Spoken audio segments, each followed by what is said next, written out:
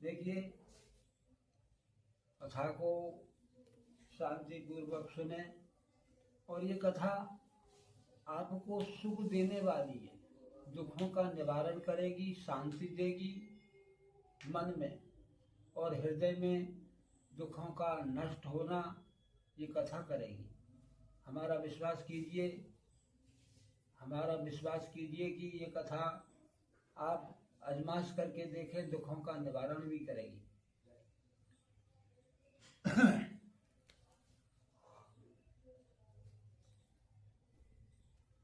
एक रास्ते से अल्पामास्त्र जंगल की ओर गया। अल्पामास्त्र जंगल की ओर गया तो वो रास्ता अकेला कहीं जाने का था, उस पर कोई दूसरा नहीं चल सकता था। उसके हाथ में चाबुक लगा हुआ था, तो जंगल की ओर से वो लौट के आ रहा था उसी रास्ता को। तो रास्ते में वशिष्ठ गुरु के बड़े बेटे शक्ति रास्ता में पड़ गए। वो भी ऋषि थे। अब अल्पमास कहने लगा कि ऋषिवर, मेरे रास्ते से हट जाओ। शक्ति ने कहा, अच्छा तू ब्राह्मण होके हमें ऋषि को हटाता है, तेरी इतनी मजाल। इतनी बात कहते ही अल्पमास ब्राह्मण ने ऋषि जी पर चाबुक मार दिया। जब चाबुक मार दिया तो उन्होंने शाप दे दिया कि जा, तू राक्षस है, राक्षसी रहेगा। वो राक्षस बन गया और शक्ति ऋषि को वो स्वयं ही खा गया राक्षस बन के। और तो क्या, धीरे धीरे वशिष्ठ मुनि के सभी बच्चों को खा गया। वशिष्ठ मुनि को मालूम पड़ी कि मेरा तो सभी पुत्र खा गया। तो एक दिन वशिष्ठ मुनि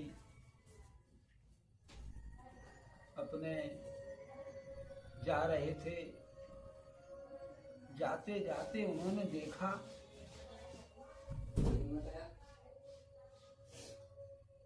देखा कि मेरे पीछे कोई चल रहा है। वशिष्ठ गुरु ने कहा, अरे कौन है भाई मेरे पीछे चल रहा है? उसने आवाज दी कि पिताजी, मैं हूं तुम्हारी पुत्रवधू दमयंती, दुष्यंती हूं मैं, शक्ति की घरवाली। अच्छा बेटी। और पिताजी, मेरे ये गर्भ में आपका पुत्र का बच्चा पल रहा है। गुरु वशिष्ठ जी कहने लगे, मैं तो सोच रहा था मेरा तो बंसी डूब गया, पुत्री ये तो बहुत अच्छा हुआ, खुशी की बात है। इतने में ही अल्पापास वो दैत्य चला आ रहा था। अल्पापास चला आ रहा था, उसके हाथ में सूखा लक्कड़ था। तो दुष्यंती ने बोली, पिताजी देखिए ये कौन आ रहा है? घबराओ मत बेटी, मैं हूं तो सही। गुरु वशिष्ठ जी ने, अरे मूर्ख ठहर जा वहीं, ऐसे करके बोला।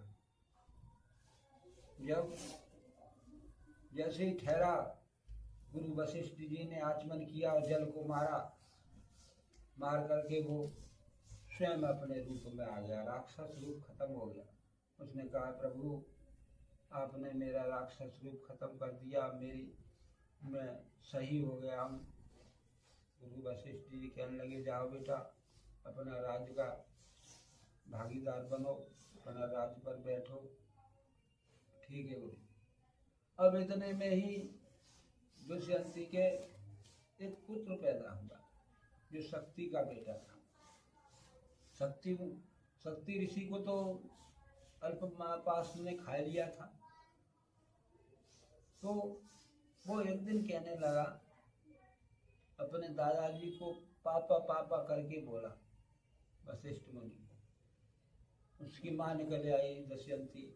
दशयंती कहने लगी, अरे ये पापा नहीं तेरे बाबा हैं, दादाजी है दादाजी।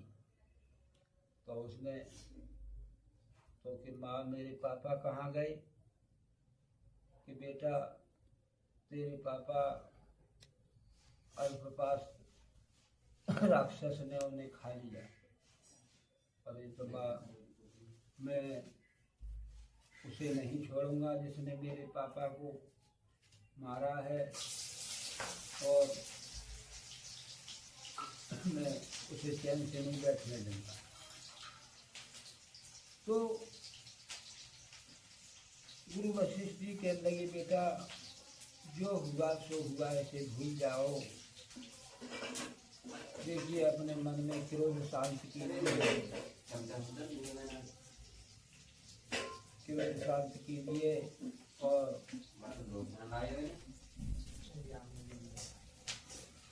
तो ये कथा गुरु वशिष्ठ जी की है।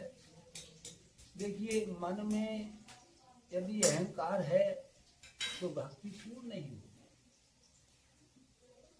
आप ही सोच कर देखिए, आपकी आत्मा आपकी बुद्धि में एक एक बात को प्रवेश करती हैं और बोलती हैं। सावधानी से ध्यान से सुनो। क्या चोरी करना अच्छी बात है? ये भी आपकी आत्मा बुद्धि में प्रवेश करती है। बेईमानी करना क्या अच्छी बात है? क्या किसी जीव को मार के खा लेना वो अच्छी बात है? क्या लफंगा गिरी ये अच्छी बात है? जब इन सवालों का उत्तर अपने ही अंदर आत्मा के अंदर तुलना कर लोगे तो कहीं भटकने की जरूरत नहीं रह जाती।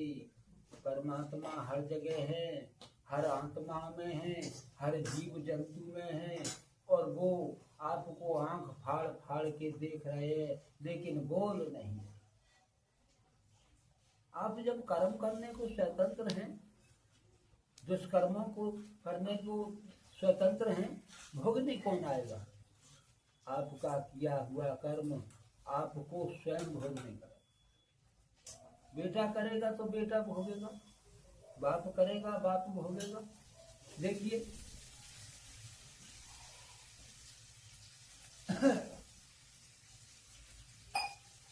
जय जय श्री राम।